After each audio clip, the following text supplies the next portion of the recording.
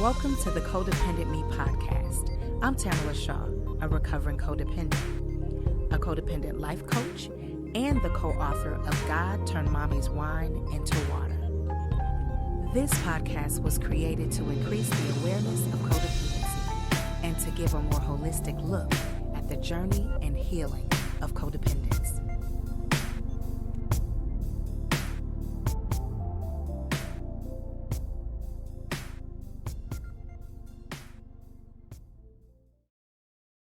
Welcome to the Codependent Me podcast. I am Tamala Shaw, and today I have Brenda Florida with me. She is a life coach. She has wonderful programs, a podcast, and a great blog too. I've been on your website. I've been reading your blog. So welcome to the show. Thank you so much for being my guest today. Oh, thank you so much for having me. I'm super thrilled to be here. Yes. A lot of people, of course, no one would know this, but I feel as though when great things are going to happen, there's a little bit of complications. And me and Brenda had a couple times we tried to link up and it didn't work. So I'm so grateful that you are here today. And if you don't mind, tell us a little bit about you. Yeah, so I am in some ways a serial entrepreneur. I have been in business for myself many times in my life. So life coaching isn't my first go round as an entrepreneur. I've been in real estate I was in real estate many years. And before that, my husband and I had a Domino's Pizza franchise. Awesome. So I have a very, ambitious sort of entrepreneurial, spirit, which I love. I have 4 children. So I think that's how a type A personality, when they're focused on motherhood, that's how you do that, right? Okay, I have lots of kids. And so I did that. I had 4 kids in 7 years. And I love my life. I've had a lot of lessons. I've been divorced twice. There's just a lot that's happened, but I think to the point of this podcast and your listeners, as well as my own, because I tend to focus a lot of my practice on, I call it people pleasing, because that's a little more common phrase sometimes than codependent that people identify with, but it is near and dear to my heart to liberate people from these, what I consider, habits. I like to think of them as habits, not something wrong with you, not something that needs fixing, all those things, but a habit that we picked up usually when we were little kids. That was a wonderful coping device at the time. And then, we get to the point where it doesn't serve us anymore. And that's what takes us to the kind of work you do and the kind of work I do. And so I will say, to tell you that part of my story, that really started from before I could even remember. My mother tells this story that she thinks is so adorable, but it strikes me slightly differently, that when I was a little baby, I was just so happy all the time and so easy. And I would just lay in my crib and pick the little flowers off my sheet, kind of a thing. And of course, now I can hear that story and realize that it's because even as a baby, I somehow knew that my needs were never going to be a priority for my mother. And not because she's a terrible person. She's a lovely person. I happened to have a sister with some other physical problems. She was having a lot of surgery when I was born. And so as a mom, I can have grace for that. I'm like, well, of course, my dad's nowhere to be found. He's out golfing or working or, something glamorous like that. And my mom's having to do all this stuff. I understand it, but I think that's one of the big things for all of us doing any of this type of work, is that just because we can understand why a person would do something, if it's harmful to us, it is. That's all that we need to say, justify anything.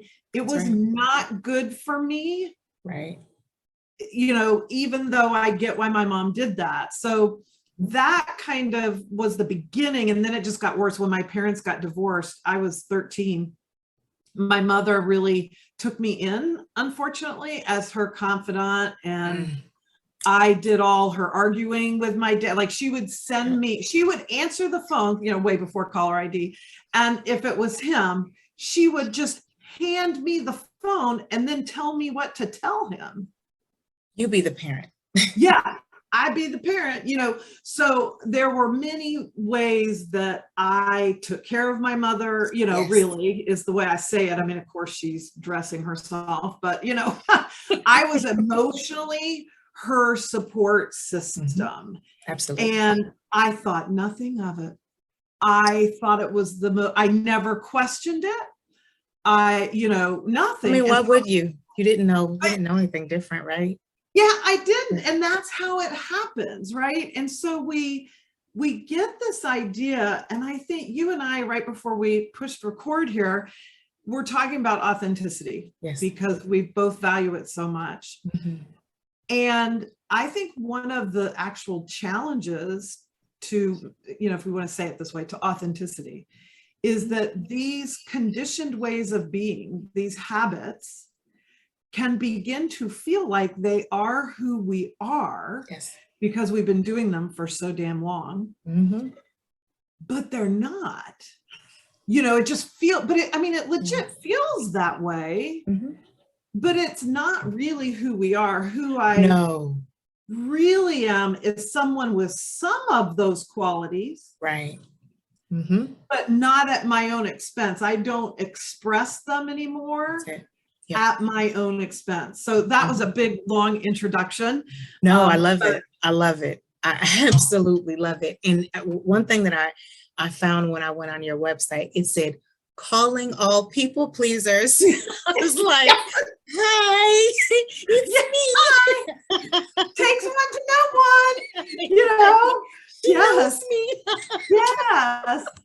And it takes more than 10 minutes to stop doing it. Like it's a practice, like yoga is a practice and meditation and everything, because there are so many things that I can get into that will start me down that slippery slope. Like it starts out okay, nothing wrong at the beginning, but then I just give a little too much, or I decide, I don't need to say that now. It's fine.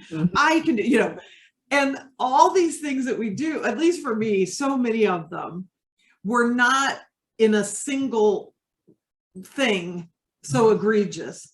There were a few of those, but many of them are just these innocent, sure, I can do that. Yeah, sure. Or that silencing, right? I'll keep my mouth shut right now because this comes up a lot.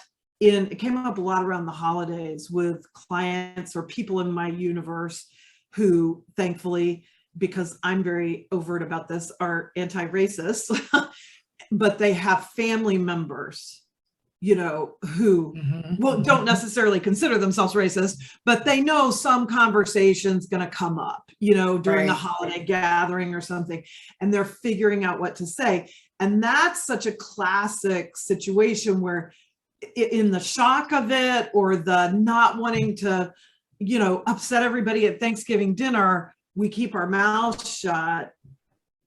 And then there's just that little price to pay for that. Right.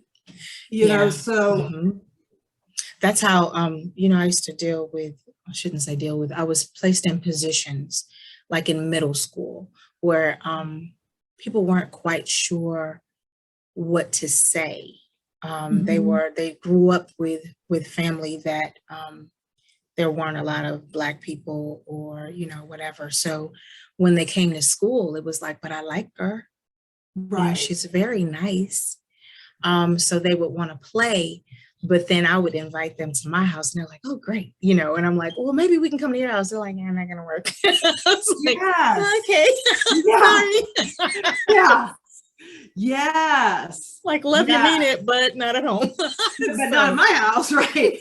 Yes. Yeah. So there was, you had to, I had to and I'm sure you did, is you have to as well, like you don't quite understand it, Right. but it is that people pleasing on the inside that I didn't ask questions. I never went, any further Yes. into it. I was just like, oh, okay, Yes. not wanting to, shake up anything, right? Right. It's that not wanting to rock the boat. I mean, Yep. I think so many of us, it was our job, even though it wasn't defined that way.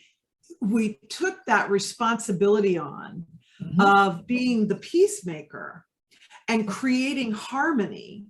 And I'm still very prone to that.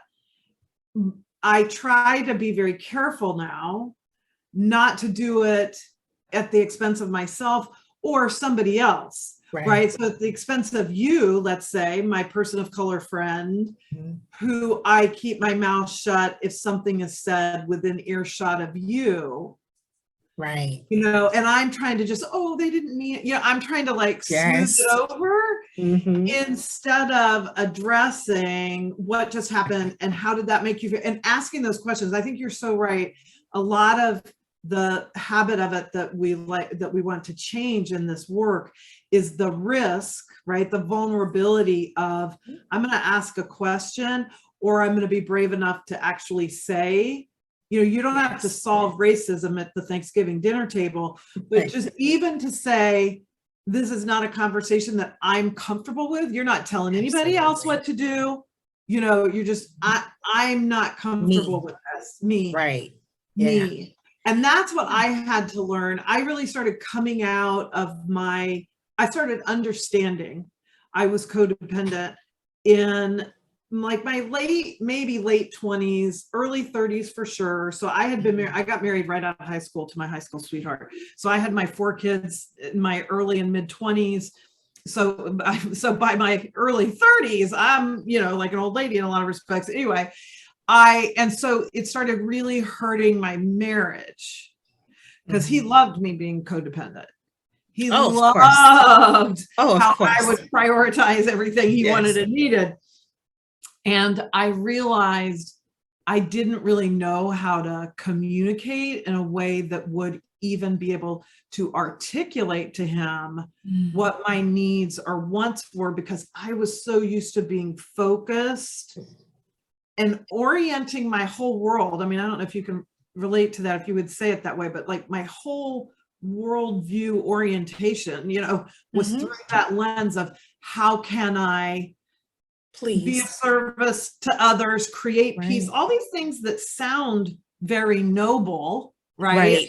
I was in a super Christian, very, very conservative Christian culture growing up and during my first marriage.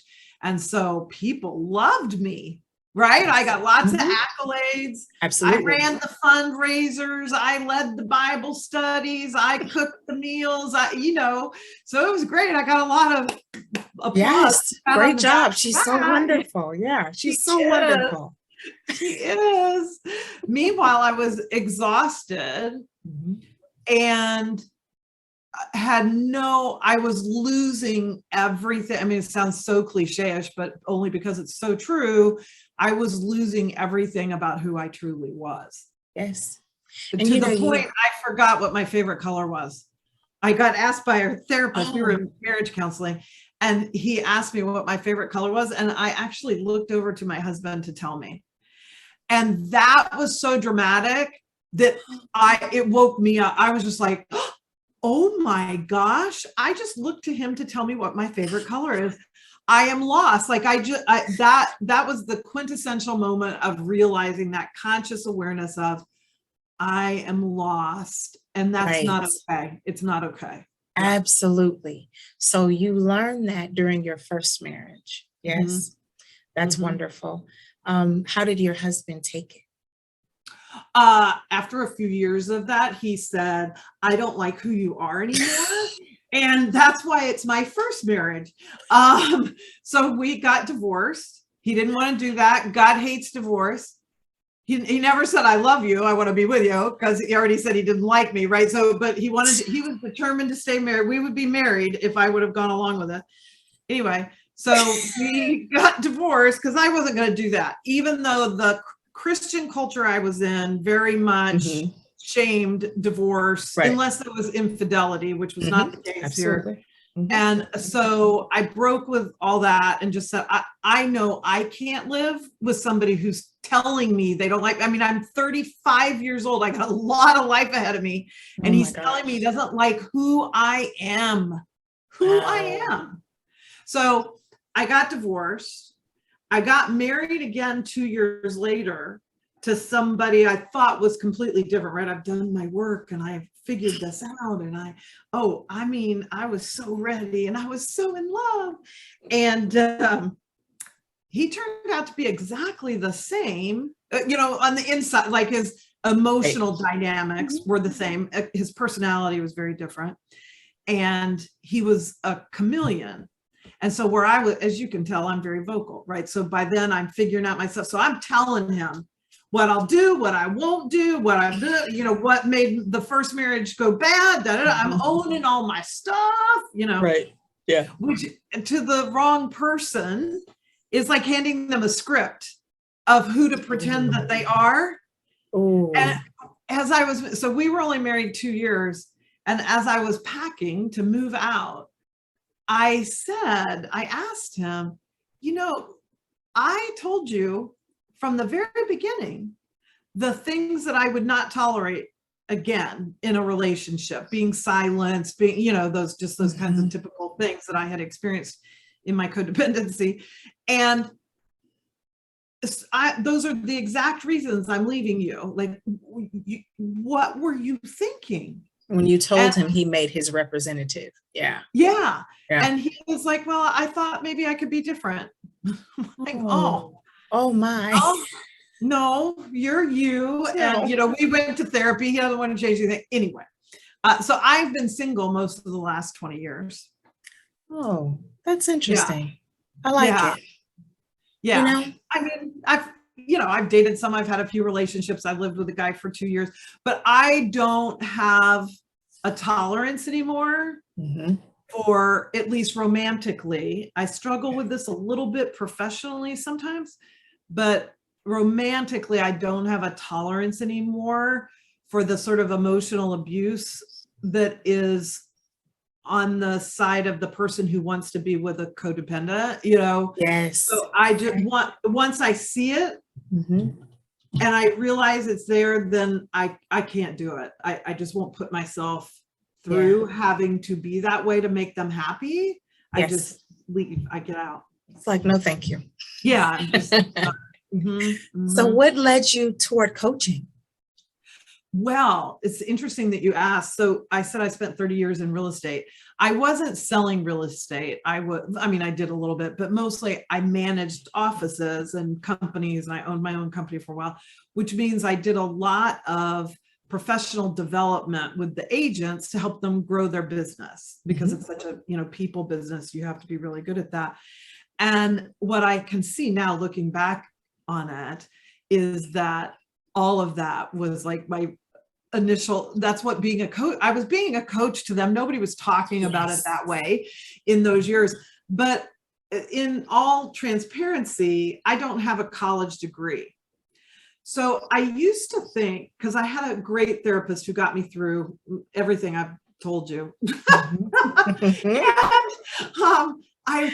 I thought, gosh, I would love to be a therapist. Like that healer part of me that got distorted in my people pleasing and in that codependency and those habits. That part of me is very alive and well. And the more I did my own work, the more I became passionate about being able to help other people, or be that catalyst. Is a word I like for it, because I can't help anybody that doesn't want to be helped, Right. So, for sure. Like when the student's ready, the teacher does come. And so that's where I want to be. But of course, to go, I don't know, at 50, like I left my second marriage at 40. So maybe I wasn't 50, maybe it was more like 45, whatever. Anyway, I couldn't stand the idea of having to get a bachelor's degree, like all the education I'd have to get to be a therapist. And at that time, coaching was kind of starting. you know, to be out there. Debbie Ford had a coaching program. Yes. If you remember her, Martha Beck, Dr. Martha Beck had her coaching program. And that's the one I took. And I was just like, this is it. This is how I can step into that role and feel like I'm bringing my gifts out to the world. Not that there's anything wrong or less than about real estate, but I wanted to be bigger, like not just helping you grow your real estate business. Right. I want to help you grow your life. You know? And it's funny because most of us that are coaches, we were coaching long ago, long ago. So that's what's beautiful about it. You know, once you get your certification, it makes it official, but you've been doing it for years. Yes. You just weren't getting paid for it. I wasn't getting paid for it. Right. And, you know, really, again, tying it back to there's nothing wrong with any of us.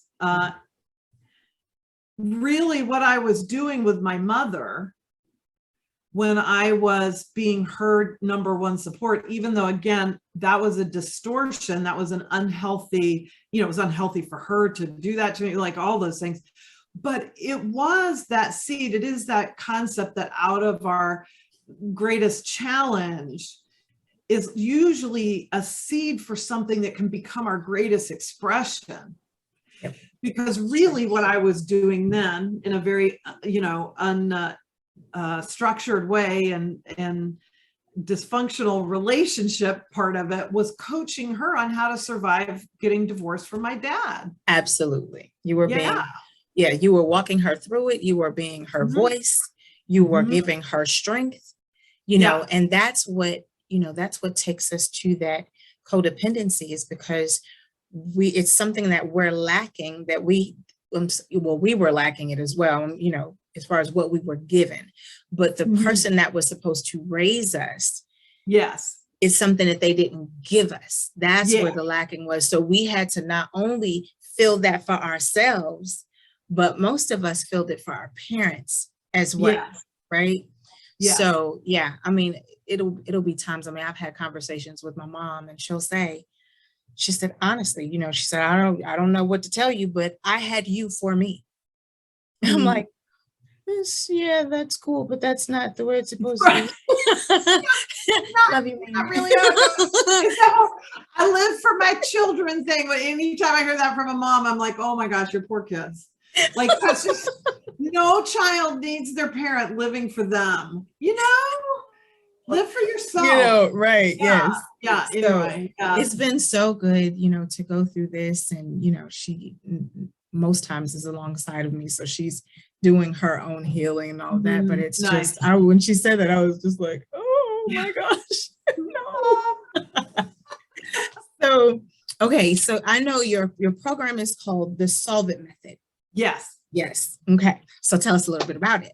So the Solvent Method is just a very fun thing that happened very naturally or organically, however you want to think about it. Once I was beginning to coach, this is the very beginning of my coaching career, and I had a number of things. Like I had almost 3 solid years where nothing I did worked. Everything in my life went wrong. I got scammed. I spent all the money I had saved up to start my business on business, you know, programs that should, you know, and anyway, I was just broke. I mean, at one point, I was sitting in a parking lot, Googling homeless shelters. I had $50 in the bank. Oh my God. I was staying in Airbnbs because I had already given up my apartment, so I didn't get evicted, you know, and I had nowhere to live in 2 days and only $50. So it's not really enough to go get an Airbnb. And so that kind of stress went on for really almost 3 years, and I'm only out of it about 1.5 years. So like, this is very recent. Okay. And so I'm doing a lot of self-coaching, right? And I have some clients, you know, so I realized that I was doing a process that I didn't realize I was doing, sort of a thing. So one of the ways I like to talk about myself, especially on Instagram and stuff, I don't know that I have this on my website, and I'm trying to get myself going on TikTok, right? Another platform, because I love video. Me too. Oh, the struggle is real. Anyway, I realized I had this process because I'm very practical. I love big ideas and lofty ideals, and we can talk about being liberated and our self-awareness and all these beautiful things. But if you don't know how to get there, who cares? Right. Who cares? You can say all the affirmations you want. It won't matter if you can't take them past that brain of words I'm saying over and over to something that brings into a feeling state for you. Like when I was so broke for so long, I mean, it was a year and a half. I had no place of my own to live, 2 years. My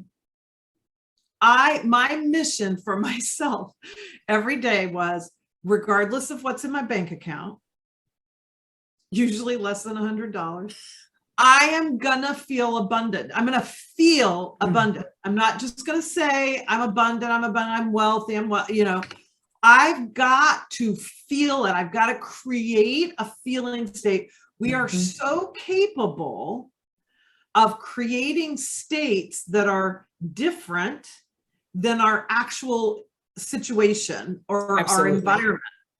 We do it all the time stressfully and think nothing of it, right? Absolutely. Everything's fine. You realize your teenager's late.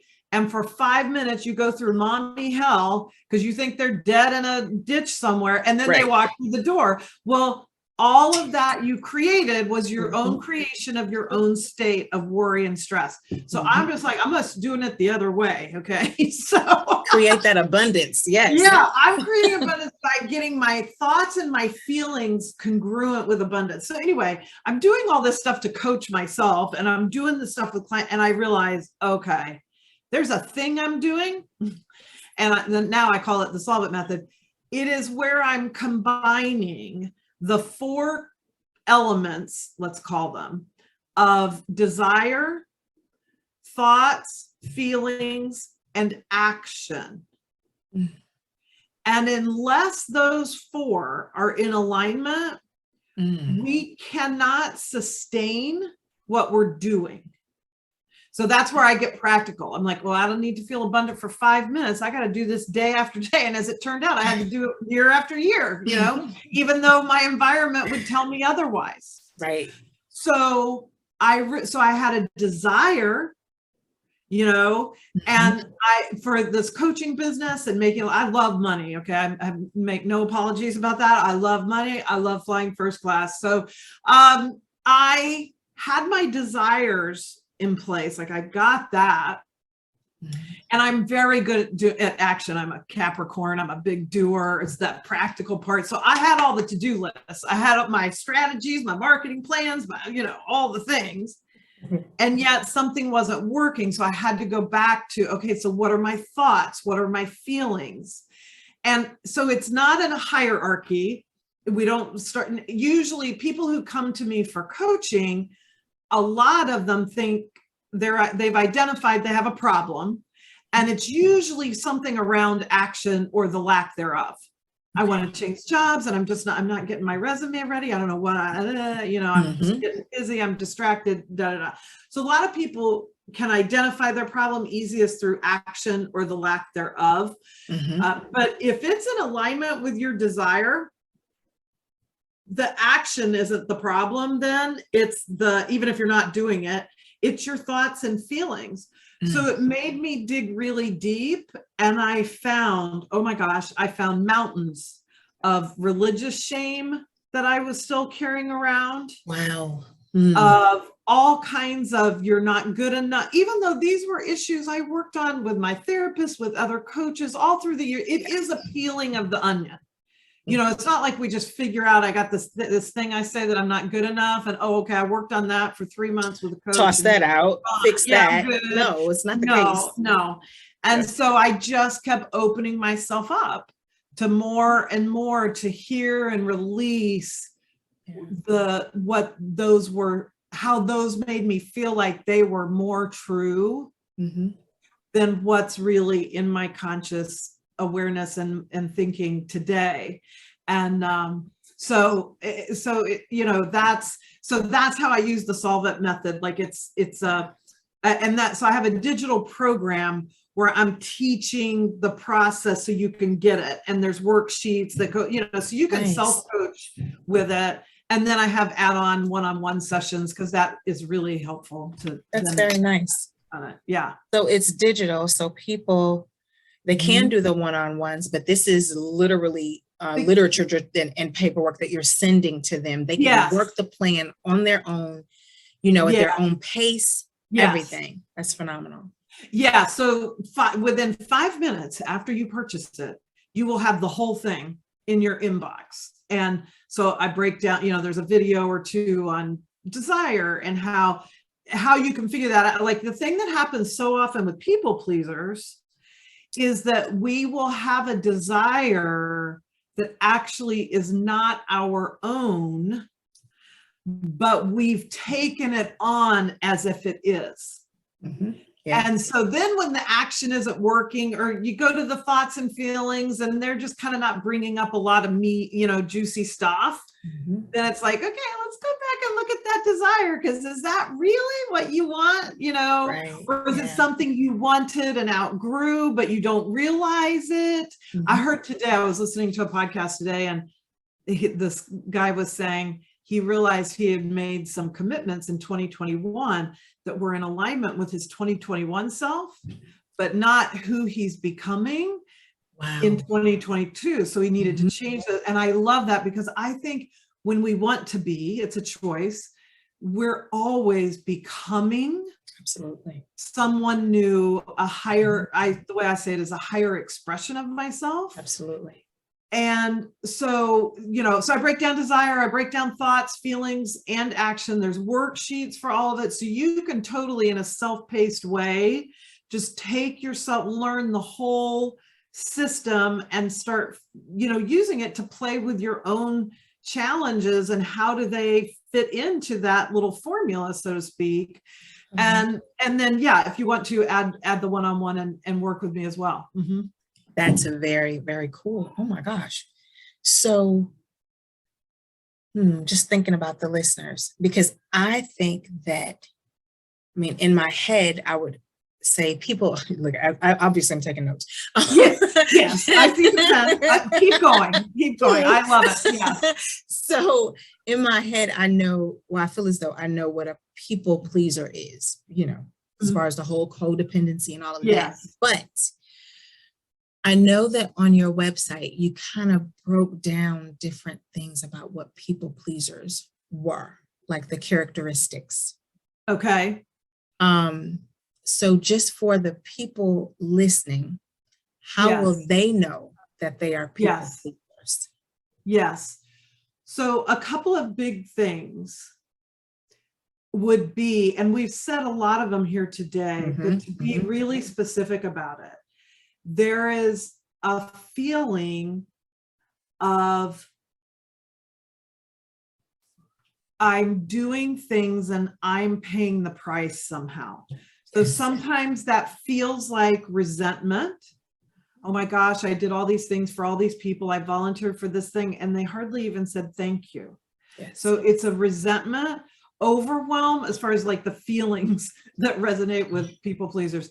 Overwhelm is a big one because we said yes to, so many things and not taking care of ourselves.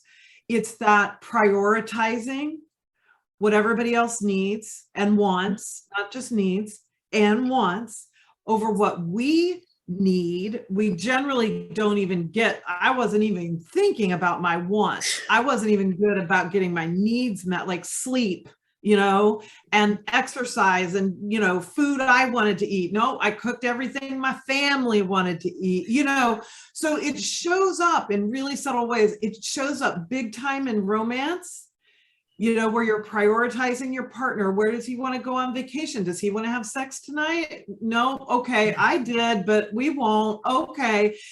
So it just shows up in all, where do you want to go to dinner? And I wanted Indian. You want Thai? My gosh. Okay. We'll do Thai. I was just about to say that one of the biggest reasons I knew I was codependent is I could never ever tell you what I wanted to eat. Babe, where do you want to go eat? I don't know. Where do you want to go eat? Wherever you want to go eat. I don't know. Where do you want to go eat? It's just like, why don't I, I have taste buds. I know what I want, Yes. but why don't Yeah. I give myself permission to say, I want Chinese tonight. I want, Italian tonight. It was, Yeah. I don't know, whatever you want to eat. It's like, Yeah. what?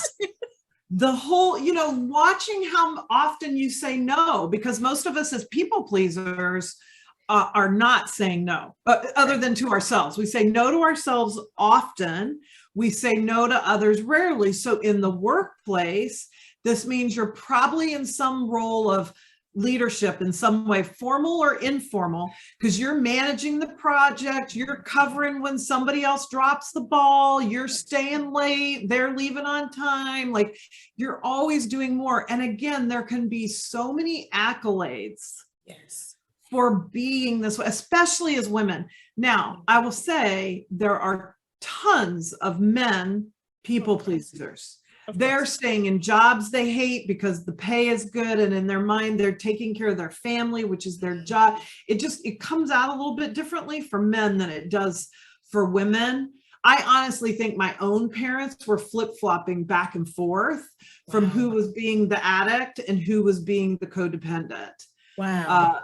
So we can all be all things, but that type of, not prioritizing yourself, not putting yourself at the top of your own list, not saying no, you're overwhelmed, you're exhausted, you're probably resentful, you're probably angry, but you probably don't feel like it's okay to be angry. So you're shoving that down, and the idea of showing up differently, the idea of choosing yourself. This is why I think coaching through it. I love the self-help stuff. I mean, I could drown in all the self-help books I've bought over the years.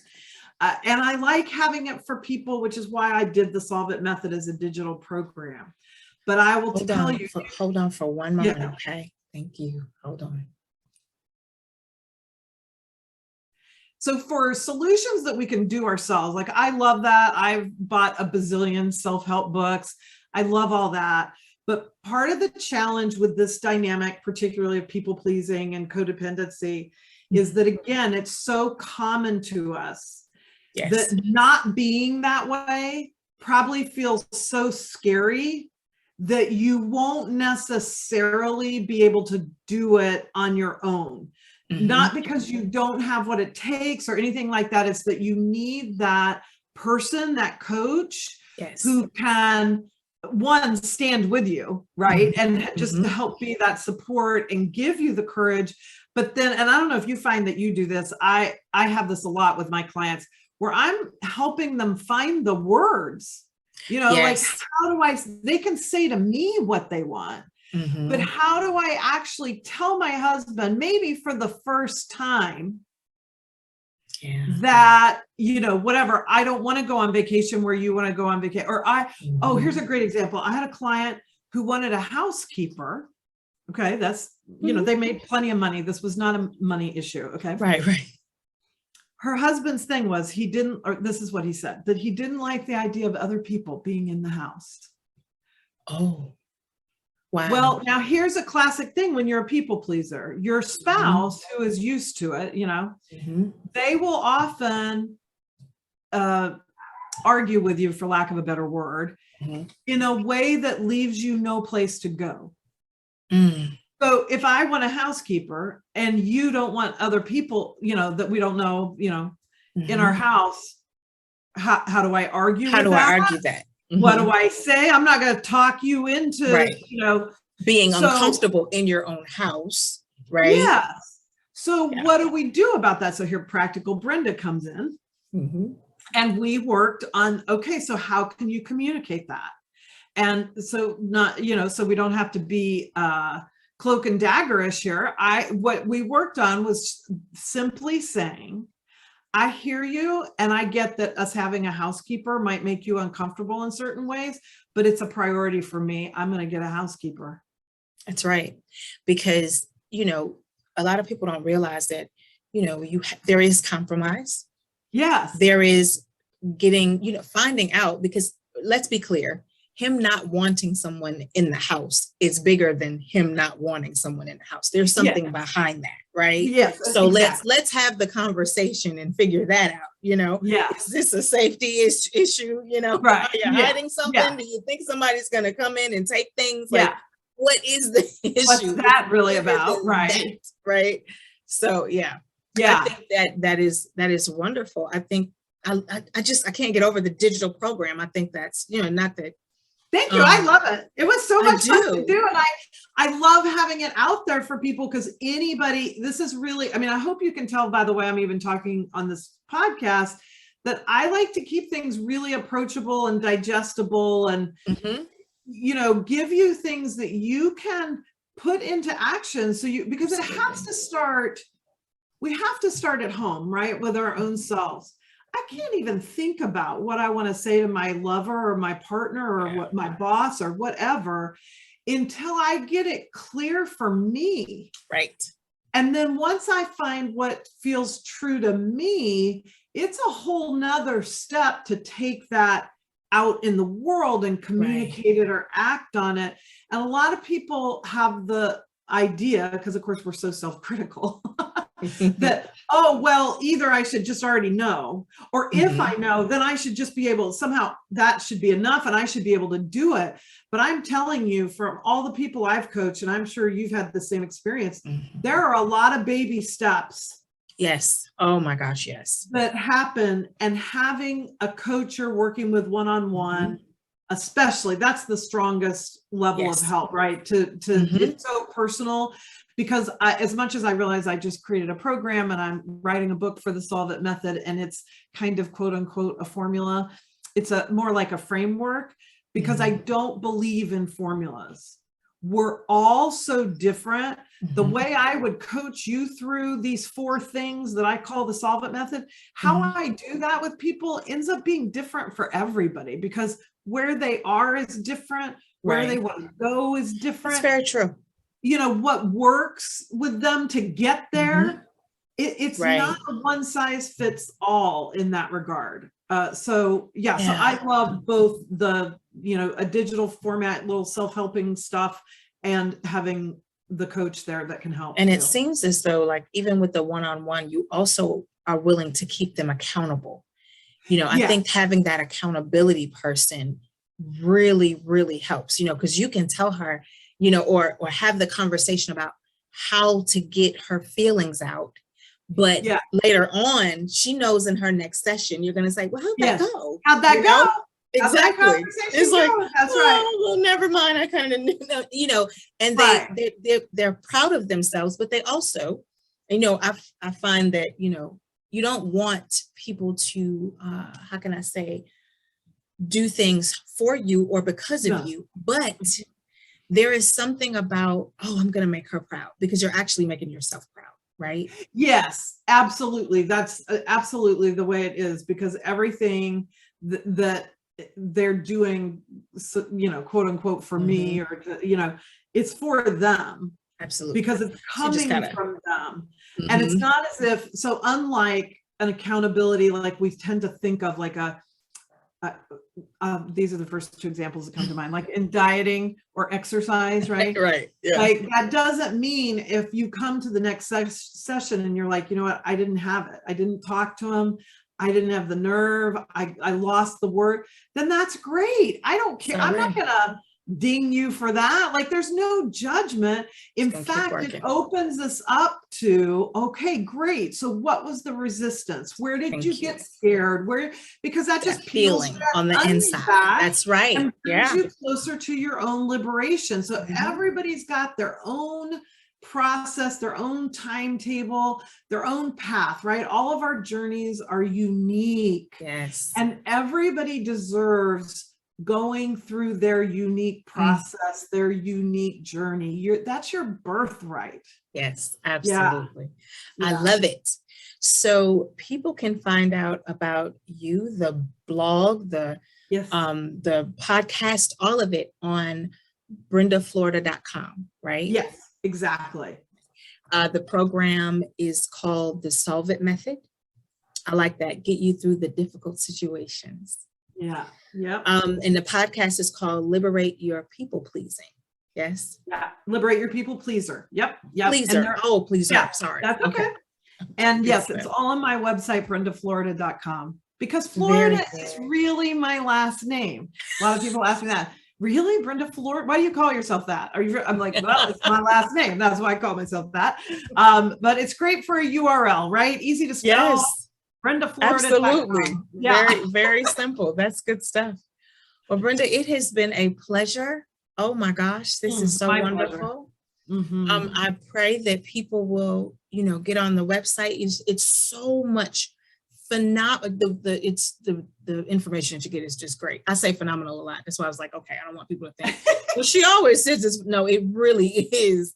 It really is information. Yes, there's great information on there. I don't want to, it's just good. I mean, I honestly spent the hour, I've been on it for just on and off for the last month, but I spent like 2 hours on there today, just clicking, just clicking, going to the next and reading. It's so much great information. So thank you for all that you do for the people. And, you're welcome.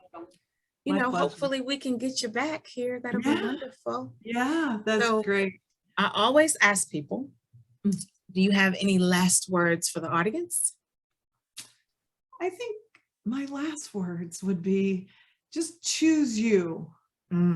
Like, as scary as that can be, and somebody listening to this, listen, on certain days in my life in the past, if I had heard that, I would have been like, well, no, like that horse is out of the barn. I can't. I've created too many ways that I'm not choosing me to ever possibly go back. It just seems insurmountable, right? To undo it all somehow and get back to where you can choose you. But I mean that in just the smallest way, in the tiniest micro way, to listen to a song because it's a song that brings you joy, to take 10 minutes and whatever, have your coffee, go to the bathroom alone, right? Get in nature for anything, and realize, like, make it super intentional and conscious that you are choosing you, and it's okay. Like, nothing happened. I listened to that song, no cars crashed, nobody died. It's okay. And each little thing will lead to the next little thing. I love that. That's good stuff. Well, thank you so much for being with us. And again, we've got Brenda Florida. You can go to www.brendaflorida.com and get all of the wonderful information that she has for you. And I want to thank everyone for listening. And as we always say, you matter and your story matters. And everyone have a wonderful day. Bye.